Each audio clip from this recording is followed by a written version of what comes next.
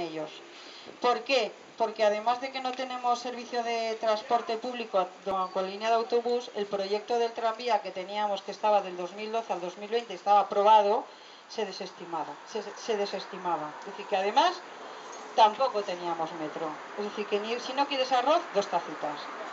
Pedimos una reunión, nos reunimos allí con el señor Eleno, no nos atendió la señora Bonir, nos atendió el director general de infraestructuras, el señor Eleno y el subdirector, y le planteamos lo que estamos planteando, lo que hemos planteado siempre desde la asociación de vecinos, que nos parece ilógico, ilógico, irreal, nos parece absurdo, nos parece una tomadura de pelo, que después de tantos años cubriendo una línea que son unos metros, nos dejen sin servicio. Que nos parece fatal que si se está pagando 50.000 euros no pueda llegar hasta el final. Nos parece horroroso. Y nos parece fatal que además la Consellería hace como 2 años desestimó así muy alegremente una subvención que venía del gobierno central para ampliar y potenciar el servicio del área metropolitana. Dijo que no quería dinero. Claro, la Consellería dijo que no quería dinero, no quería la subvención. ¿Por qué? No nos engañemos, porque ellos tenían que aportar la otra mitad, con lo cual también se quedaba en el aire, ¿vale?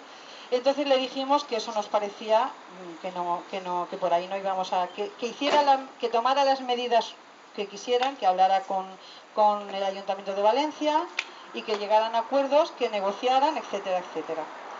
Dijo que sí, el señor Eleno, muy amable, por cierto, dijo que le hicimos saber que no es que no solamente no teníamos autobús, es que además los ciudadanos de la Patacona somos rentables.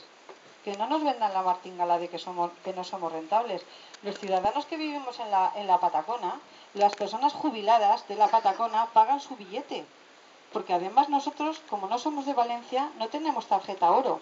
Así que no nos vengan con el tema del tema económico. Es un tema, no sé si político, no lo sé, ni me importa. Lo que quiero es que tengamos servicio.